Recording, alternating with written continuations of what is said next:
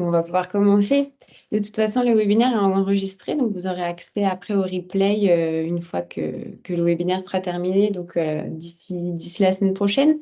Donc, bonjour à tous, bienvenue. Donc, dans ce nouveau webinaire Your Green Experience, donc, ces webinaires ont pour objectif de vous montrer des entreprises qui ont réalisé des démarches d'éco-conception et d'avoir leur retour d'expérience, savoir quels ont été les bénéfices pour eux, savoir aussi par quelles difficultés ils sont passés, savoir aussi quelles méthodes ils ont pu utiliser pour pouvoir en faire en sorte que leur produit fonctionne et leur démarche d'éco-conception également. Donc, je vais me présenter si rapidement. Donc, Louis Gilbert, je suis chef de projet au pôle éco-conception. Donc, j'ai aussi la particularité d'avoir la partie alimentaire et textile au pôle. Donc, voilà, l'objectif, c'est de trouver donc des outils adaptés à l'univers du vivant, donc avec la partie alimentaire et textile. Donc, aujourd'hui, ça sera plutôt textile. Donc, on est le pôle éco-conception, on est centre de ressources nationales sur le sujet de l'éco-conception. Donc, on a plusieurs casquettes. On est aussi centre de formation. On peut aussi également accompagner les entreprises dans leurs projets d'éco-conception. Et on va aussi faire en sorte de publier pas mal de contenu sur le sujet. Donc, vous retrouverez toutes les informations sur le pôle éco-conception sur notre site. On est soutenu par l'ADEME, donc l'agence de la transition écologique en France. Donc, j'ai le plaisir aujourd'hui d'avoir avec moi Agathe de chez Ecoland. Bonjour Agathe. Bonjour. Donc Agathe qui donc fait partie de l'entreprise Ecoland, qui est une entreprise innovante dans le secteur du textile, puisqu'il a l'objectif d'avoir du nylon recyclé, le premier en France. Je laisserai Agathe nous en parler un petit peu plus en détail. Donc, on vous propose aussi d'avoir à la fin de cet échange une partie de questions. On va pouvoir répondre à vos questions. Donc, n'hésitez pas. Soit vous pouvez les mettre dans le chat, soit vous pourrez directement prendre la parole à la fin du webinaire. Donc, c'est avec plaisir qu'on répondra à vos questions. Pour commencer, Agathe, je vais te poser cette première question déjà de qui es-tu? Quel est ton rôle dans l'entreprise? Est-ce que tu peux nous en dire un petit peu plus? Yes, merci Louise. Bonjour à tous. Donc moi, je suis Agathe. Je dirige les opérations de recherche chez Ecoland. Ecoland, c'est une petite boîte noire qui a décidé de recycler le nylon en France, donc à partir de nos propres déchets, et on est les premiers au monde à le faire. Donc mon métier dans la start-up, c'est d'impulser justement toute cette dynamique autour de l'éco-conception, tant sur nos opérations de recherche que sur ce qu'on produit. C'est pas mal ce qu'on va aborder aujourd'hui. Et donc, mon rôle, c'est de manager tout ce gros projet de recherche pour amener d'ici quelques années la première industrie de recyclage du nylon à partir de textiles complexes. On va parler aujourd'hui aussi de textiles complexes. Qu'est-ce que c'est? Qu'est-ce que ça engage et quelles sont les difficultés en termes de recyclage par rapport à tous nos vêtements? Et vous allez vous sentir concernés parce qu'on porte tous des vêtements aujourd'hui. Et vous allez voir que quand on parle d'étiquettes de vêtements et de mélange de matières, on parle de textiles complexes. Alors, Ecoland, qui on est? On est vraiment une start-up qui a été fondée en 2019. On est basé à Auxerre, en Bourgogne-Franche-Comté, mais on travaille avec toute la France. D'ailleurs, avec le pôle éco-conception, on se retrouve un petit peu partout. L'objectif de notre projet, c'est d'arriver à recycler le nylon pour faire ce qu'on appelle du fibre à fibre. Donc, de récupérer du nylon présent dans les textiles en fin de vie. On en retrouve beaucoup dans les vêtements de sport, on en retrouve évidemment beaucoup dans les collants, et de le récupérer pour refaire des bobines de fil et du coup créer de nouveaux vêtements à partir de nos anciens vêtements. Donc ça, c'est vraiment le projet des collants. Pour y arriver, on est une équipe à la fois composée d'une partie scientifique, moi je suis biologiste, et puis une autre partie de l'équipe qui est vraiment sur le secteur mode. On a décidé de réconcilier les deux et de vraiment monter un projet qui soit science et mode, avec de l'éco-conception absolument partout, que ce soit en laboratoire ou directement sur nos produits. Et donc, pour pouvoir avancer sur ce sujet, on a vraiment la partie Ecoland, qui est un programme de recherche qui vise on va le voir un peu plus en détail, à séparer les matières qu'il y a dans nos vêtements pour pouvoir récupérer le nylon. Et puis à côté de ça, fort de notre écosystème très industriel textile, On a aussi une marque en propre. On conçoit et on produit des vêtements made in France éco-conçus en mesurant évidemment tous les impacts environnementaux pour s'assurer qu'il n'y ait pas de transfert d'impact et on en reparlera dans nos vêtements. Et donc, cette marque qu'on a lancée en fin d'année dernière, elle s'appelle Révélation. Et Révélation, elle crée 2 collections par an, des collections qui sont très capsules, en petite quantité, l'idée étant de à la fois nous roder sur notre capacité à concevoir et à produire, mais aussi d'un véritable laboratoire terrain du marché et qui nous permet de prendre la tendance un petit peu sur les habitudes d'achat en mettant sur le marché des vêtements très éco-conçus, en tout cas le plus possible. Aujourd'hui, concrètement, où est-ce qu'on en est? C'est simple. On est sur de la recherche et développement. Aujourd'hui, on a réussi à créer les premières bobines au monde de nylon recyclé à partir de textiles complexes. Les enjeux pour nous, c'est de passer de notre échelle gros laboratoire à une échelle industrielle, donc de construire la première industrie du nylon sur le territoire.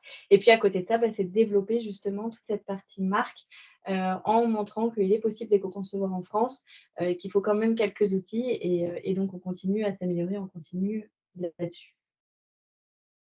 Merci Agathe pour ce beau dépôt de paysage. Alors, est-ce que tu peux nous expliquer quel a été le constat qui a mené à la création des collants et de Révélation finalement? Oui, alors le constat dans le textile, c'est une des industries les plus polluantes au monde. On porte tous beaucoup de vêtements. Le but aujourd'hui, c'est pas du tout de vous faire culpabiliser et de vous dire, voilà, vous portez trop de vêtements, il faut arrêter. Il faut quand même arriver à se limiter ou en tout cas travailler sur la durabilité de nos produits. Et il y a beaucoup de gens, hein, on travaille en véritable écosystème dans le textile pour que nos vêtements soient plus durables et aussi plus éco-conçus. Le constat, c'est qu'en France, je vais prendre vraiment l'exemple de la France volontairement parce que je trouve que c'est un exemple intéressant. Il y a plus de 800 000 tonnes de textiles, linge de maison et chaussures qui sont mis sur le marché chaque année. Dans cette mise sur le marché, il y en a une partie qui est collectée, majoritairement par les collecteurs trieurs textiles. Alors, qui sont-ils? Ce sont les points d'apport volontaire que vous avez près de chez vous, ces fameuses bornes de collecte de vêtements que vous pouvez avoir à côté de votre supermarché ou autre. Ces gens-là, ils vont collecter à peu près 260 000 tonnes de textiles, linge de maison et chaussures, qui vont venir trier derrière.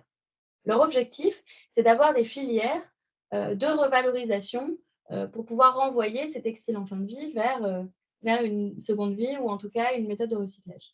On estime aujourd'hui qu'il y a un peu moins de 200 000 tonnes de ce gisement-là qui est revalorisé. Revalorisé, ça va aller vers la seconde main, vers de l'export, vers plein de voies, du recyclage aussi.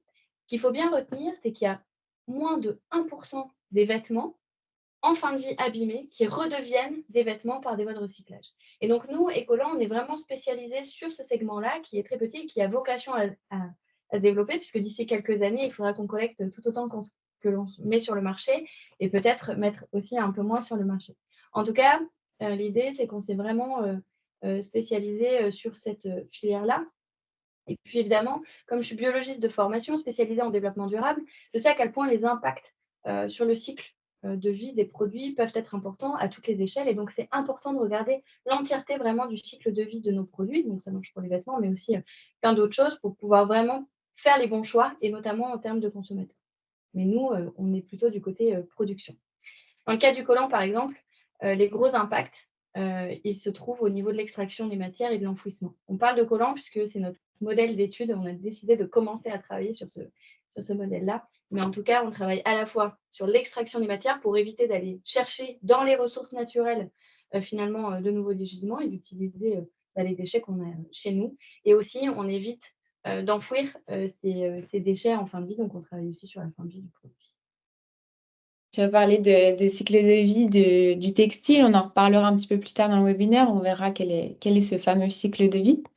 Donc, on se rend bien compte qu'il y a une grosse problématique de recyclage du textile. Donc, ça, c'est un fait. Est-ce que tu peux nous expliquer la problématique actuelle de ce recyclage, justement? Qu'est-ce qui fait qu'en fait, ça reste très problématique?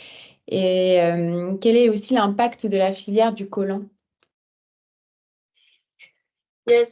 Alors, le recyclage. Quel vaste sujet.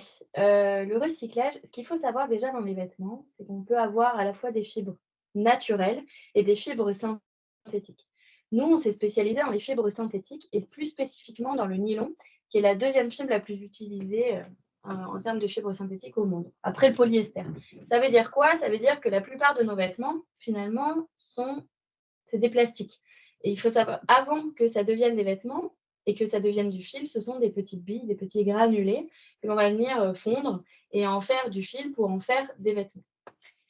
En fonction de si on travaille sur des fibres naturelles, comme par exemple le coton, le lin, le chanvre, ou des fibres synthétiques comme le polyester, le nylon, la chaîne de production n'est pas tout à fait la même et donc la voie de recyclage n'est pas aussi la même. Par exemple, pour le coton, il y a une forme de recyclage qui existe et qui fonctionne très bien, ça s'appelle le recyclage mécanique. Pour vous imaginer un petit peu la chose, sans vous faire un cours bien sûr sur le recyclage, c'est qu'en fait, on va mettre les vêtements en coton dans des sortes de gros grattoirs mécaniques qui vont venir gratter la matière et la défibrer, et ainsi refaire des fibres plus courtes auxquelles on va venir rajouter un peu de coton vierge pour refaire des fibres longues et refaire des fibres. En gros, c'est ça. Et ça fonctionne très bien sur un t-shirt, par exemple, 100% coton. Évidemment, il y a des limites à tout, il ne faut pas qu'il y ait trop de mélange de matière. Ensuite, on a tout ce qui est recyclage autour des fibres synthétiques. Et dans ces fibres synthétiques, comme le polyester, le nylon, on peut imaginer encore une fois que ce sont des petites billes à la base. On pourrait très bien mettre, si on avait un t-shirt 100% de nylon, dans un four un peu gros, faire fondre ça, refaire des billes et refaire du fil. Oui, en termes, ce serait en tout cas envisageable. Le problème de tout ça, c'est que quand vous regardez vos vêtements, et je vous invite en ce moment même à regarder les étiquettes du t-shirt ou du polo que vous avez sur vous, et peut-être que vous allez vous rendre compte qu'il y a plusieurs matières. On peut retrouver jusqu'à plus de 10 matières dans un textile, ça c'est des grands records, mais dans la plupart des cas, on a 3 à 4 matières. C'est génial. Ces mélanges de matières, ça a fait qu'on va avoir des textiles qui vont être confortables, qui vont s'adapter à toutes les morphologies et qui vont, en tout cas, nous plaire. On va pouvoir mettre la couleur qu'on veut, etc. Le problème dans tout ça, c'est que si on imagine que ce sont des billes bleues, par exemple, pour du polyester et des billes rouges pour de l'élastane, quand on les mélange ensemble, on n'arrive pas derrière à les séparer. C'est le même concept que séparer du lait d'un café au lait. Et donc, le problème, c'est que sur la fin de vie de ces produits-là, c'est extrêmement difficile à gérer. Et donc, ce qu'on voit à l'image, c'est une photo de microscopie électronique du collant, puisque nous, on a décidé de recycler le nylon à partir de nos anciens vêtements, en commençant spécifiquement par le collant, parce que c'est un produit qu'on connaît extrêmement bien. Et donc, quand on regarde sur cette image de microscopie électronique, on se rend bien compte qu'on a plusieurs filaments au centre qui sont de l'élastane. Donc l'élastane, c'est cette fibre qui va vous permettre d'être très élastique. Vous savez, quand vous tirez dessus, après, vous avez un taux de revient. En tout cas, ça, c'est formidable sur le collant puisqu'on peut vraiment s'adapter à toutes les morphologies. Et pour pas qu'il soit directement en contact de la peau, que ce soit plus confortable, on vient l'entourer une fois ou deux de nylon. Ça permet aussi de le protéger.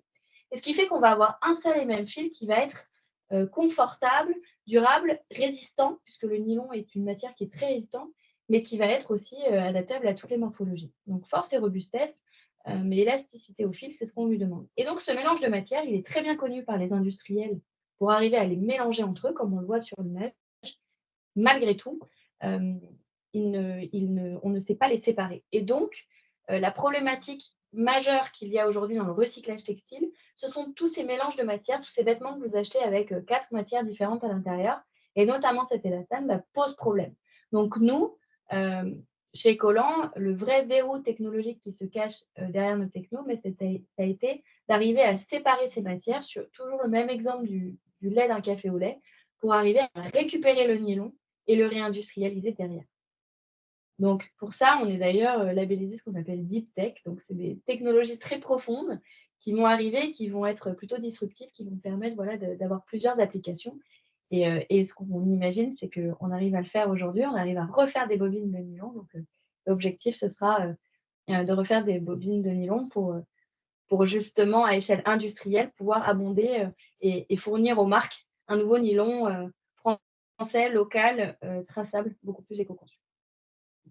Donc, on voit que dans Ecoland, l'essence même de l'entreprise est donc de diminuer l'impact environnemental des produits textiles. Et alors, comment vous vous êtes intéressé à l'éco-conception?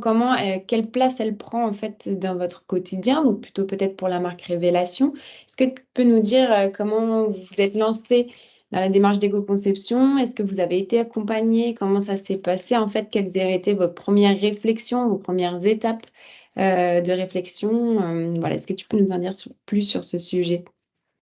Alors l'éco-conception, c'est un vaste sujet chez nous. En fait, ça prend toute la place.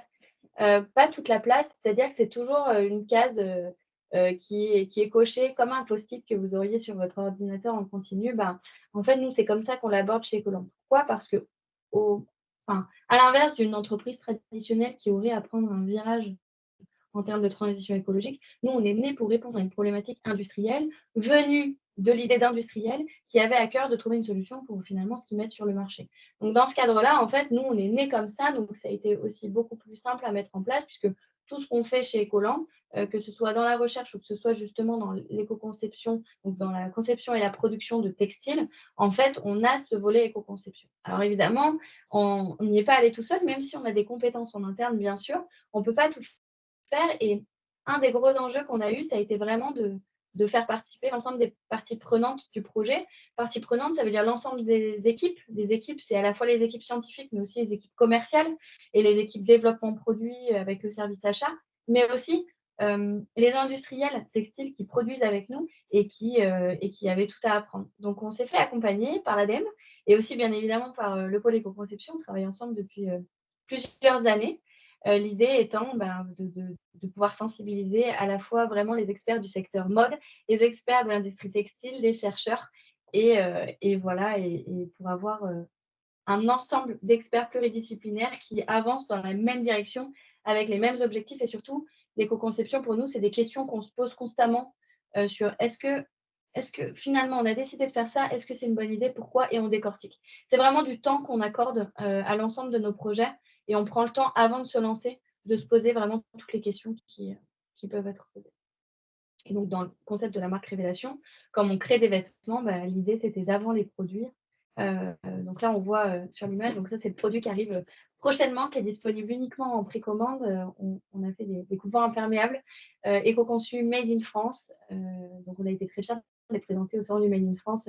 C'était les premiers prototypes qu'on avait pour le lancement justement de la commande en ligne. Et donc dans ces produits-là, avant de choisir les couleurs, les matières, l'épaisseur, etc., l'idée c'était vraiment de se concentrer sur toutes les questions qu'on pouvait se poser en amont. Je crois que le diapo s'est fait la malle, non? Je crois qu'on est sur ton fond d'écran. D'accord, je suis désolée, je ne sais pas ce qui s'est passé, il a décidé de ne plus rester. C'est pas grave. Hop. Pendant que tu continues. Ah voilà. Ce qu'il y a, c'est que on a vraiment procédé par étapes, en tout cas pour l'éco-conception. L'idée, déjà, c'était de mettre en place vraiment la partie basique de l'éco-conception et réfléchir à la conception avant de produire. Quel produit, quelle taille, quelle matière, etc., etc. En fait, les grosses questions qu'on peut se poser quand on crée une collection, de toute façon, dans le secteur de la mode. Et vraiment pour dégrossir un peu le sujet et justement, dès cette étape-là, faire participer encore une fois l'ensemble des parties prenantes jusqu'à la direction artistique.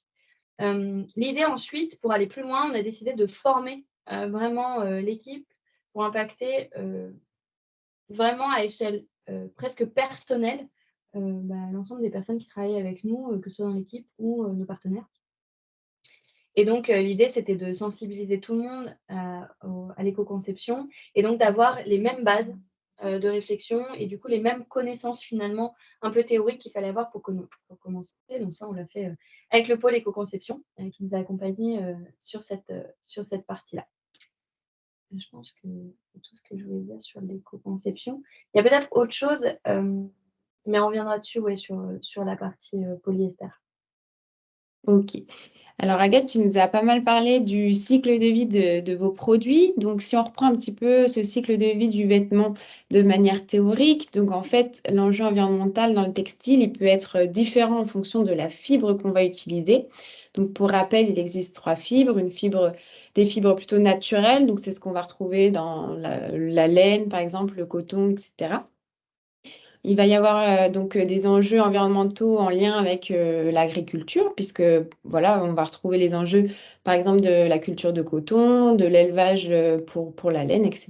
Donc, ça va être des enjeux plutôt issus de l'agriculture pour la partie fibres naturelles.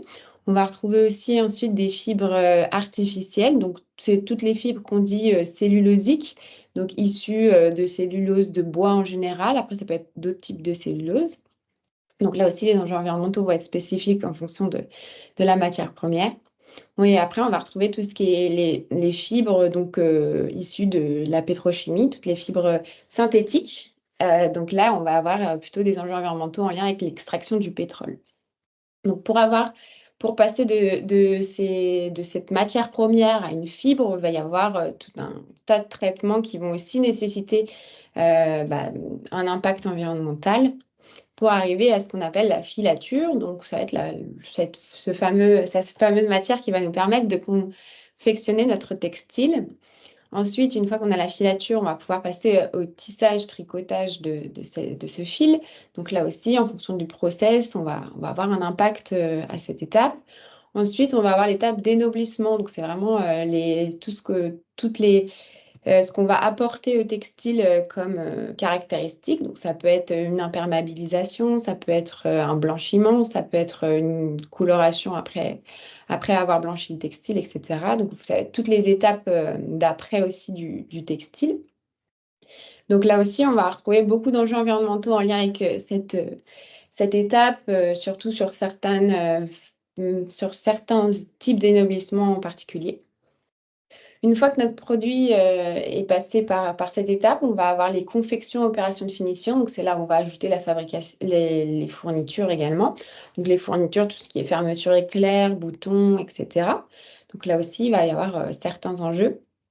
Ensuite, on va retrouver toute notre logistique. Donc, ça va être les emballages primaires, mais aussi les emballages secondaires et tertiaires qui vont participer en fait à toute la logistique de notre vêtement, puisqu'on rappelle pas encore beaucoup, mais le vêtement voilà, est un produit très mondialisé. Donc, en général, ce cycle de vie est un petit peu partout dans le monde. Donc, il va y avoir aussi tous ces enjeux à la logistique, donc sur les emballages, mais aussi les transports et le stockage. On va avoir après l'étape de vente, donc en magasin. Ensuite, on va avoir aussi l'étape d'usage et d'entretien qui est aussi très importante dans le textile, puisque c'est là aussi où on va retrouver de gros enjeux environnementaux, donc notamment donc à l'entretien du vêtement. Donc quand on va le mettre en machine, on va aussi générer de l'impact environnemental avec les consommations d'eau, de produits, d'électricité, etc. Donc, il va y avoir aussi, il y a tout aussi un enjeu sur la durabilité. On pourra en reparler avec Agathe sur cet aspect-là, mais qui est très important aussi pour un vêtement textile. Une fois qu'on a usé, enfin qu'on a entretenu notre vêtement, qu'on l'a usé et qu'il était en fin de vie, on a plusieurs choix de fin de vie finalement. Donc, il va y avoir la partie enfouissement. Donc, notre vêtement n'a vraiment plus de vie derrière, il est enfoui en général. Voilà, c'est quand même une grosse partie des vêtements jetés. On va avoir aussi une valorisation énergétique possible. Donc, en fait, c'est de l'incinération. Ça représente aussi un impact. On peut avoir aussi du réemploi. Donc inscrire les vêtements dans une boucle d'économie circulaire. Et il peut y avoir également du recyclage. Donc, ce que Agathe nous expliquait notamment pour Ecoland, donc c'est tout l'enjeu en fait de recycler les fibres pour ne pas avoir tous ces enjeux, ces impacts environnementaux qu'on voit aux matières premières, donc avec selon la fibre qu'on choisit, et de réutiliser en fait la fibre qui a déjà servi pour la vie d'un vêtement et la remettre dans la filature. Donc ça va être l'objectif d'Ecoland avec le nylon notamment. Voilà pour le petit rappel sur le cycle de vie d'un vêtement. Agathe, donc vous êtes passée, vous avez réalisé des analyses de cycle de vie pour vous rendre compte aussi de l'impact environnemental de votre innovation. Est-ce que ça vous a aidé à prendre des décisions par rapport aux matières utilisées? Quels ont été vos résultats? Est-ce que vous avez été surpris? Est-ce qu'il y a eu des transferts d'impact? Est-ce que tu peux nous en dire un petit peu plus sur cette partie évaluation environnementale? Carrément. Alors, dans les outils d'éco-conception, effectivement, on analyse le cycle de vie et merci Louise d'avoir détaillé tout ce parcours. Peut-être pour certains, c'est une nouveauté, en tout cas de prendre connaissance ou en tout cas conscience que effectivement dans la fabrication d'un produit, il peut y avoir vraiment, vraiment plein d'étapes. En tout cas, dans le textile, c'est parmi les produits qui nécessitent énormément d'étapes. Et effectivement, comme on est en système plutôt mondialisé, on a des matières qui viennent de l'autre bout du monde, même si le transport est souvent pas en tout cas, nous, dans nos cas, les premières sources d'impacts environnementaux, donc qui sont vraiment plutôt liées aux matières premières. Donc en tout cas, l'analyse de cycle de vie pour nous, c'était une certitude qu'il fallait en faire, idéalement avant la conception des produits parce que ça permet de tirer des conclusions sur les bonnes pratiques ou les moins bonnes pratiques.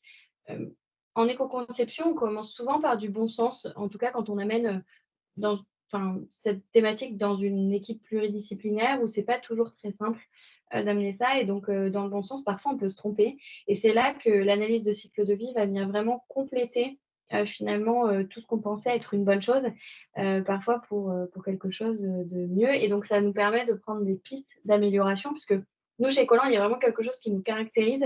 Et ça, je pense que c'est tous les gens qui travaillent sur l'éco-conception, c'est le fait d'être en amélioration continue de nos procédés, à la fois sur la partie recherche, mais à la fois aussi, finalement, sur la partie conception et production. Et donc, dans ce cadre, dans ce contexte-là, l'analyse de cycle de vie, c'est un outil formidable pour pouvoir mesurer finalement les actions qu'on met en place.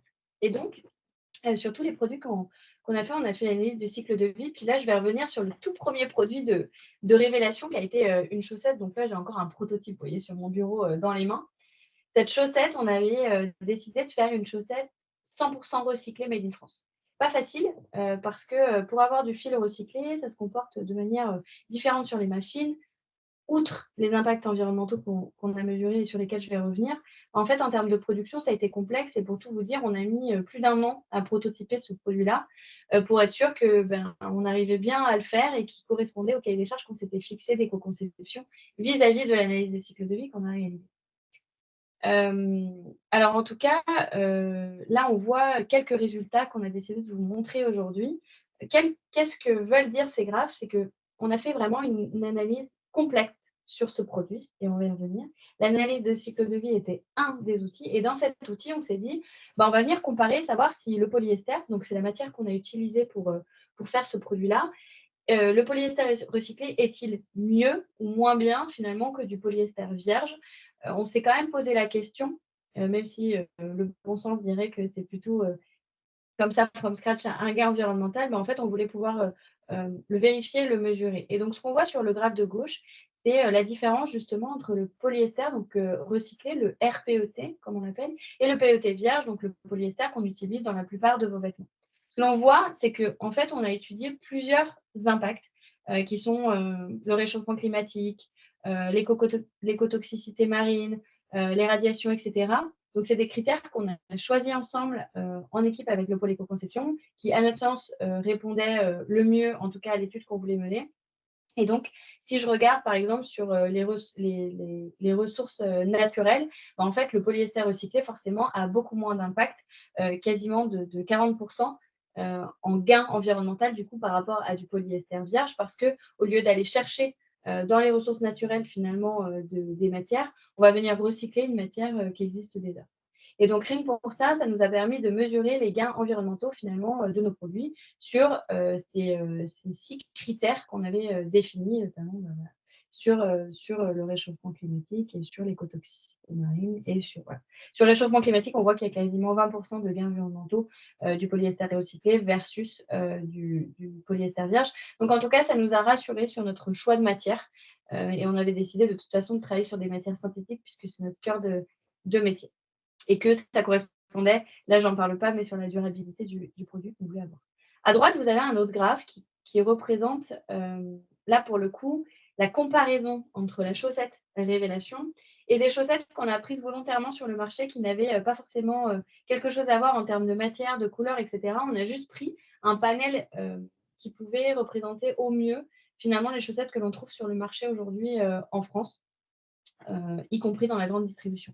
L'idée étant de comparer finalement, encore une fois, sur ces critères-là, l'intérêt de la chaussette Révélation sur le rayonnement ionisant, la rareté des ressources marines, encore une fois, l'écotoxicité, etc. Et là, on se rend bien compte que les gains environnementaux sont vraiment intéressants. Si je prends encore une fois la rareté des ressources fossiles, le fait d'avoir utilisé de la matière recyclée, d'avoir éco-conçu notre produit, je passe les détails sur tous les modes d'éco-conception qu'on avait travaillé sur ce produit-là, mais par exemple, c'était de la taille unique, ce qui fait qu'on avait beaucoup moins de déchets de production parce qu'en fait, nos machines à tricoter tournaient moins longtemps et donc, du coup, étaient réglées toujours de la même manière. Et en fait, tous ces petits tips-là nous ont permis vraiment de gagner au total du cycle de vie sur ces critères. Donc ça, c'est vraiment des résultats qui ont conforté notre choix juste sur nos différents choix de manière de concevoir et de produire ce produit-là. Donc, c'est une rassurance en fait en termes de chiffres, à la fois sur ce qui existe dans une base de données et à la fois en comparaison, comme on l'a fait avec d'autres textiles qui existent sur le marché. Aussi, Et juste pour. oui. Oui, non, vas-y, Louise, c'est plus simple. De toute façon, Là, j'allais te demander si tu allais nous parler, du coup, est-ce que d'un point de vue résistance mécanique, est-ce que vous avez trouvé aussi des résultats intéressants? Parce que là, on voit les résultats d'analyse de cycle de vie assez bruts, mais c'est vrai qu'il faut remettre dans son contexte. Il y a une unité fonctionnelle derrière. Est-ce que si notre chaussette révélation, on peut la porter, bah, en fait, 2 fois plus de temps, donc ça peut aussi avoir son impact. Est-ce que tu peux nous parler peut-être de cette résistance? Oui, oui, carrément. En fait, on est allé beaucoup plus loin dans la démarche parce qu'en plus de mener une étude d'analyse de cycle de vie d'experts, comparative, en plus, puisqu'on a pris une chaussette du marché qu'on ne peut pas citer, mais en tout cas, on a vraiment fait 2 ACV et on a comparé. Ce qui est beaucoup plus bénéfique en fait pour faire apparaître les gains environnementaux. On est allé plus loin, on a travaillé avec des centres techniques textiles pour faire des tests de résistance mécanique pour voir en fait si à l'abrasion, au frottement, etc., dans le porté de la chaussette, on pouvait se comparer par rapport aux chaussettes du marché. Et donc là, on s'est rendu compte qu'on était plutôt bien placé. Donc ça veut dire que notre mode de tricot, etc., qu'on a amélioré en plus par la suite à ces résultats, en fait, c'était vraiment le meilleur choix. Et donc là, ce qu'on voit à l'image, c'est qu'en plus de ces tests de résistance mécanique qui nous permettent d'assurer la durabilité de nos produits, on a fait aussi des tests de recyclabilité parce qu'on est quand même un peu passionné par le sujet. Même si c'est une matière qu'on ne travaille pas dans nos laboratoires, parce qu'on est vraiment spécialisé dans le nylon, comme là on produisait du polyester, qui reste une matière synthétique et qui se travaille parfois à peu près de la même manière, on s'est dit on va quand même essayer de recycler nos produits avant qu'ils sortent sur le marché pour voir si on peut les consigner, si on peut mener une étude, si on ne pourrait pas les recycler en nouvelles chaussettes, quoi. Et donc, on a fait des tests de recyclabilité mécanique et thermomécanique. Mécanique, je l'ai abordé tout à l'heure quand je vous ai parlé du coton et que je vous ai dit que dans les gros grattoirs, on mettait la matière et on défibrait. On a essayé sur notre chaussette.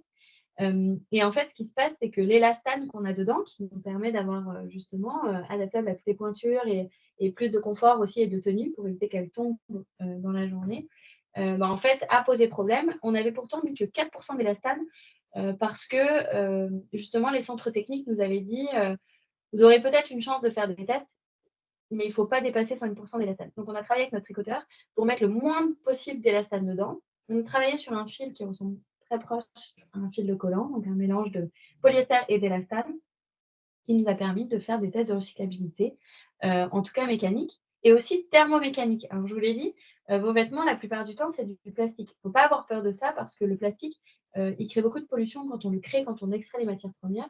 Mais une fois qu'on l'a, par contre, en termes de recyclage, il est souvent beaucoup plus intéressant que certaines fibres naturelles. Et donc, dans ce cadre-là, on s'est dit, pourquoi pas réchauffer notre chaussette au four, refaire des granulés et revoir si on peut refaire des chaussettes. Donc, on a fait une étude de recyclage thermomécanique qui a donné les granulés que vous voyez là. Alors, on les a réalisés avec les déchets de production.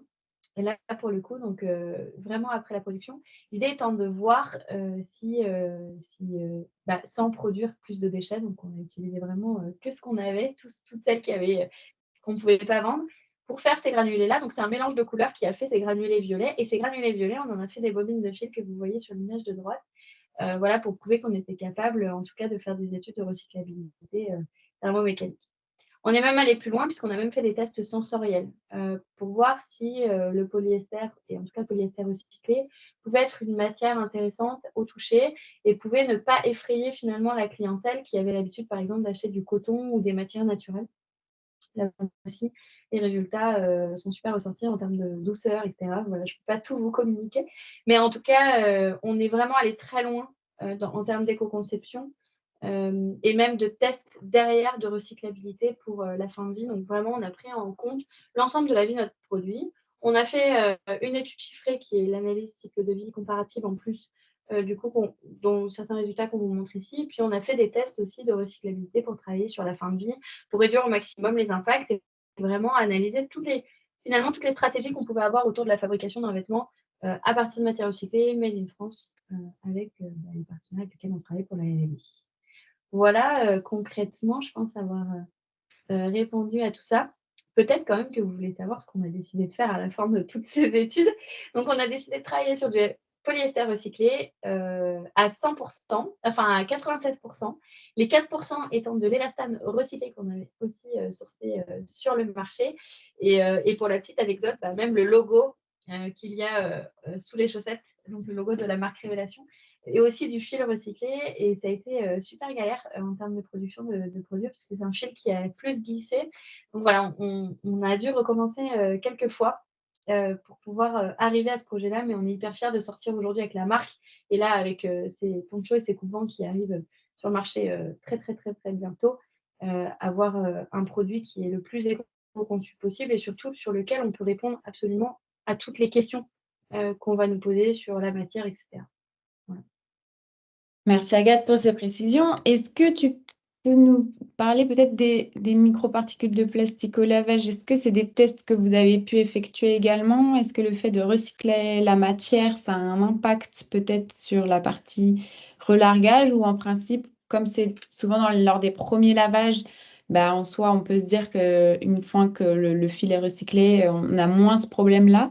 Est-ce que c'est quelque chose que vous avez pu tester? Alors, c'est très compliqué à l'heure actuelle de le quantifier, mais est-ce que voilà, vous avez déjà vous vous êtes questionné sur cette partie? Ouais, on s'est questionné sur cette partie. En plus, c'est bien que tu abordes ce sujet parce que c'est un sujet qui est souvent un peu tabou pour les gens qui travaillent sur des fibres synthétiques. Alors là, on a quand même, en plus de ces questions, beaucoup de médias qui s'intéressent à la question et parfois j'ai envie de dire: «Quel dommage!» Il y a tellement plus à faire et tellement, plus important à gérer. Ce qu'il faut bien comprendre dans l'éco-conception, c'est qu'on travaille en entonnoir. C'est-à-dire qu'on va venir gérer le plus gros des impacts et après réduire. Les microparticules font partie des impacts, bien sûr. Par contre, nous, on s'est rendu compte dans l'analyse de cycle de vie, dans toutes les études qu'on a menées et que je viens de présenter, que c'était pas du tout, le plus gros, chantier, en termes de textile. Donc, par contre, on conseille toujours d'avoir des sacs, vous savez, qu'on peut mettre dans les machines à laver. Aujourd'hui, il y a de plus en plus de machines qui s'équipent, de filtres, antiparticules. Il va arriver, sur des solutions, mais il faut savoir que l'eau qu'on utilise, elle est quand même, filtrée plusieurs fois, en tout cas sur notre territoire, hein, c'est pas le cas partout. Mais voilà, on s'est posé la question, on n'a pas fait d'études spécifiques. Ce qu'il faut bien comprendre par contre, c'est que dans l'analyse de cycle de vie, tous ces éléments-là, quand on parle d'une matière, et en plus, nous, on l'a comparé à des matières, à des fibres naturelles, qui relarguent aussi, hein, d'ailleurs, personne ne sait, ou en tout cas, on ne dit pas assez. Sachez que les fibres de coton relarguent aussi des microparticules et que ce n'est pas forcément bon pour l'environnement et on ne les voit pas à l'œil nu. Donc, en tout cas, l'idée, c'était plutôt de comparer par rapport à l'existant pour générer des gains environnementaux. On peut toujours s'améliorer. Ça restera un axe d'amélioration. De toute façon, le plastique, il n'y a aucune matière qui est bonne pour l'environnement et qui est 100% neutre. Ça, c'est pas possible à partir du moment où on crée un produit, et ça, il faut bien l'avoir en tête, vous aurez des impacts environnementaux. Nous, ce qu'on cherche à faire chez Ecoland, c'est comment réduire par rapport à l'existant au niveau maximum ce qu'on est capable de faire. Et en plus de ça, on ne rogne pas sur le confort, on ne rogne pas sur toutes les habitudes des consommateurs.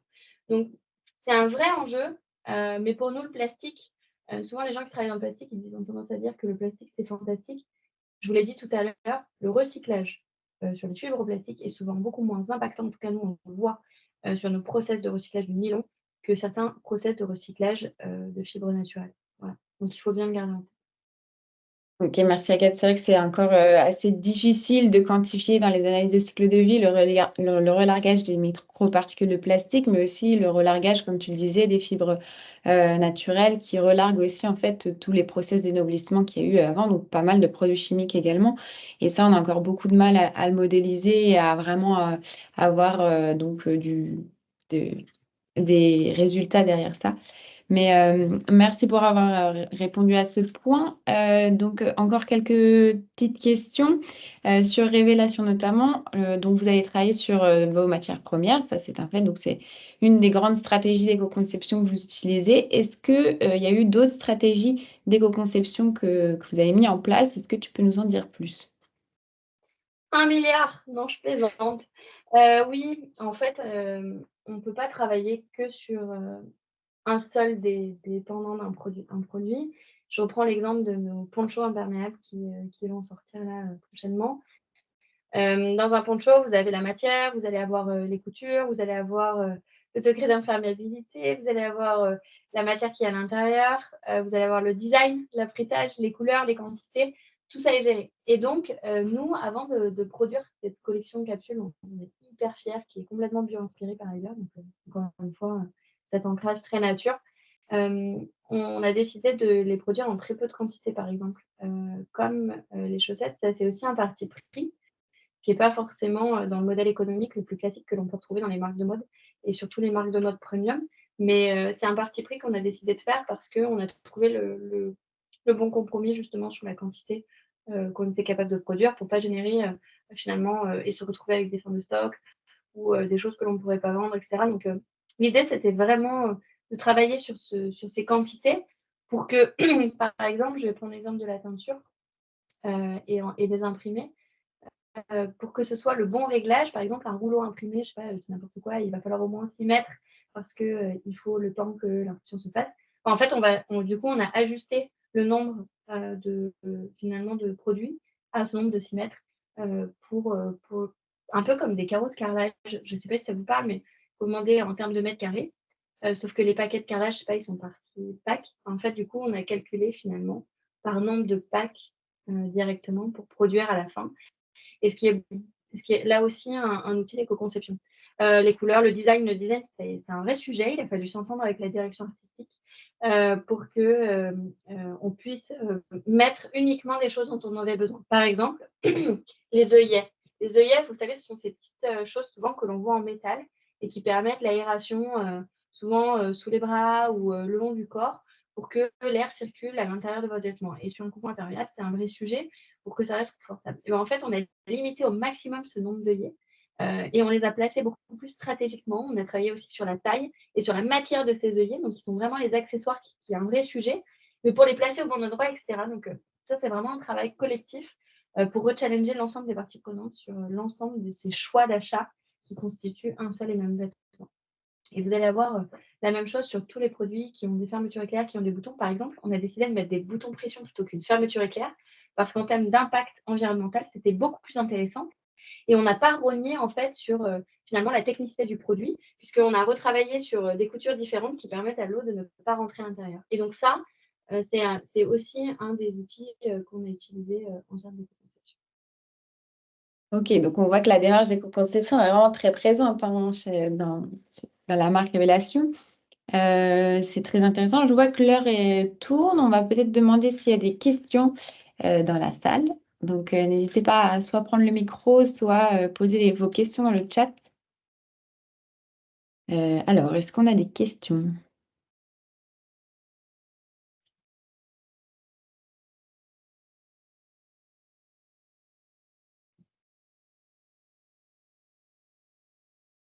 On a une question. L'eutrophisation marine.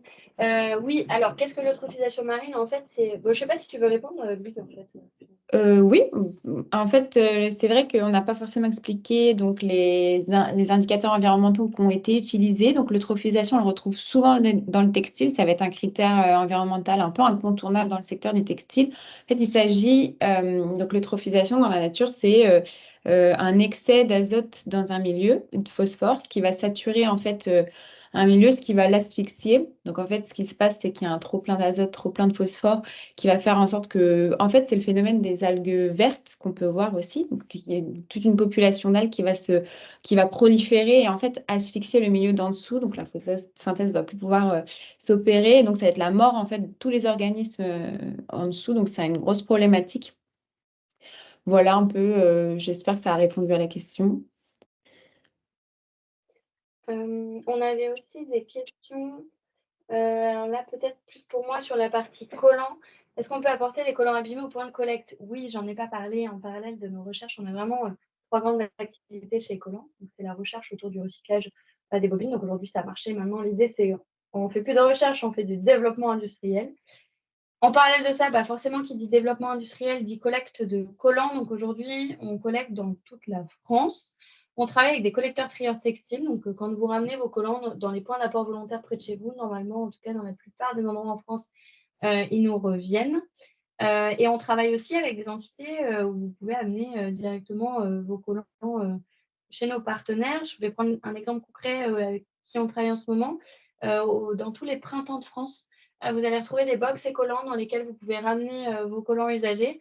Alors, on commence par collecter des collants parce qu'on a développé tout notre procédé sur ce produit-là et on sait bien le faire et ça marche et voilà, et on va pouvoir développer. Mais à terme, on collectera aussi tout ce qu'on pourra retrouver, par exemple, dans la lingerie ou voilà, dans les autres textiles. Donc, tous les printemps de France, tous les points d'apport volontaire textile.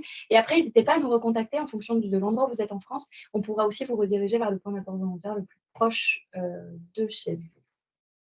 Merci Agathe. Je vois qu'on a une autre question te concernant. Auprès de qui vous fournissez et combien de matière pour produire une bobine? Alors ça, c'est variable en fonction de ce qu'on produit. Typiquement, je vais commencer par la partie collant et les bobines de nylon que l'on produit à partir des collants usagés.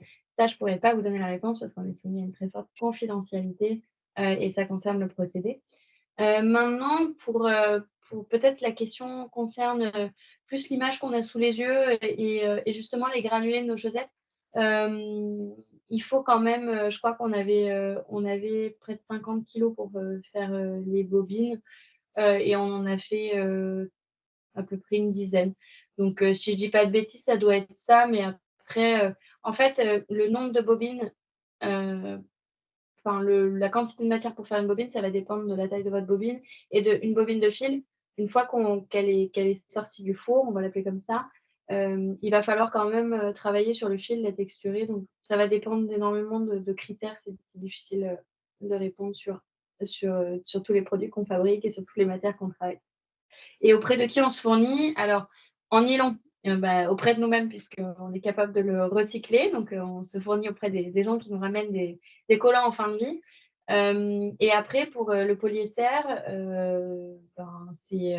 là, pour le coup, c'est des fournisseurs qu'on trouve en Europe, en tout cas sur la partie bobine, puisqu'on n'a pas de fabricant en France. Donc, là, on est plutôt sur la partie espagnole.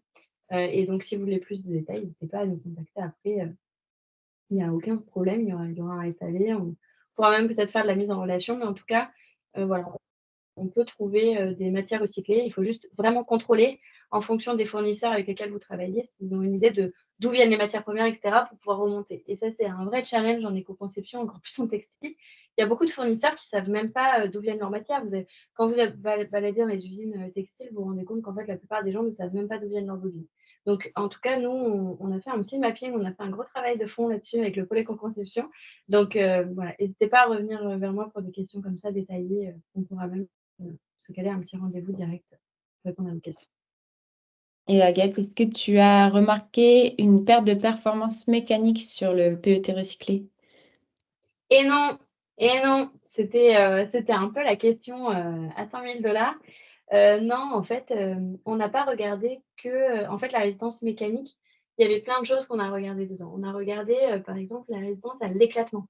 L'éclatement, il faut imaginer qu'il y a une bulle comme ça et on met un morceau de tissu, un morceau de chaussette et on va venir écarter, écarter, écarter, tendre, tendre, tendre et voir, en fait, à quelle force le textile va éclater. Ça, par exemple, les résultats sont plutôt probants sur notre chaussette parce que comme on a fait un fil guipé, comme celui qu'on voyait sur le collant tout à l'heure sur l'image de microscopie, en fait, on a travaillé sur un fil qui était solide et on a fait un tricot assez serré, donc ça a bien tenu. En fait, dans les tests de résistance mécanique, vous avez aussi l'abrasion. On a frotté la chaussette pour imiter en fait un talon, pour imiter un nombre de jours, comme ça de manière mécanique, en regardant finalement si au bout d'un moment ça commençait à se fissurer ou en tout cas à créer des signes de faiblesse.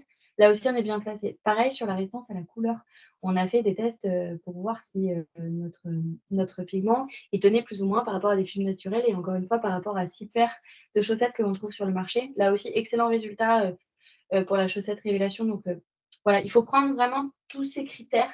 Et il y en a d'autres sur lesquels on était ISO du coton. Enfin, ça dépendait vraiment des critères, quoi. Voilà. Ok. Merci. Une dernière question peut-être. Donc, la quantité de collants récoltés à l'heure actuelle, est-ce que ça couvre les besoins ou il y aurait besoin d'accroître ce gîte-là? Alors, Oui, alors aujourd'hui, alors on est hyper fiers en plus, donc je vais vous le partager. On a commencé la collecte en 2021. On avait collecté 900 kilos.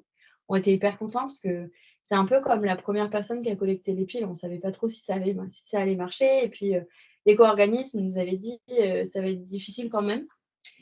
Bon, constat, plutôt probant, on s'est dit: «On va continuer». En 2022, on avait collecté 3 tonnes.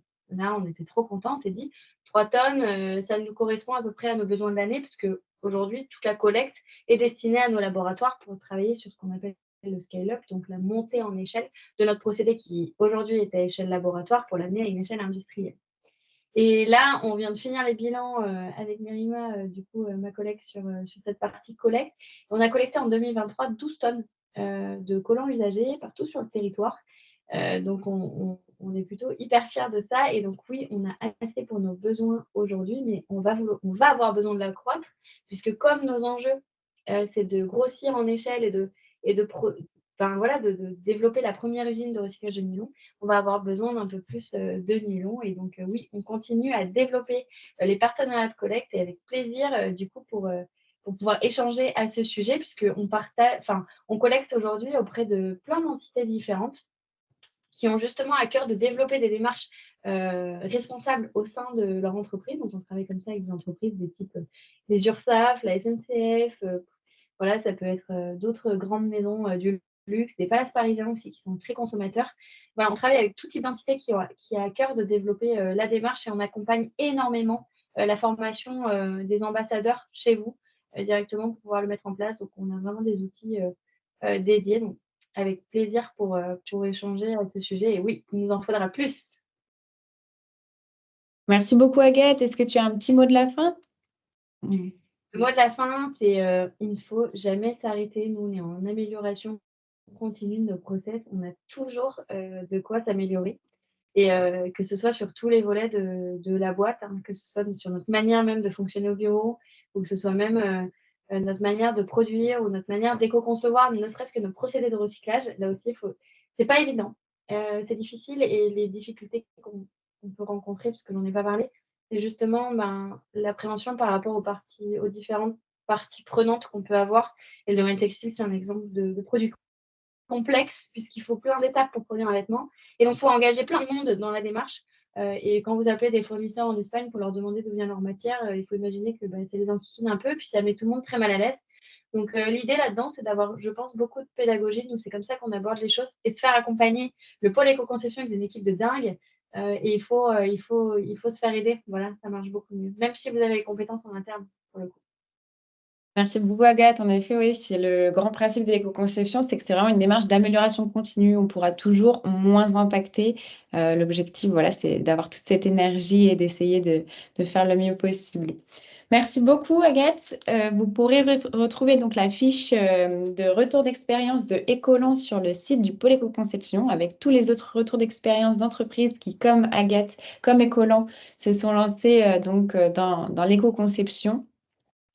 Donc voilà, vous pourrez retrouver tout ça sur notre site internet.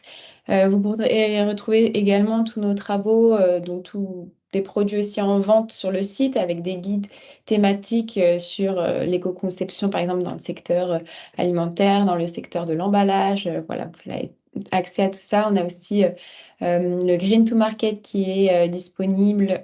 Voilà, vous retrouverez tous ces documents sur notre site.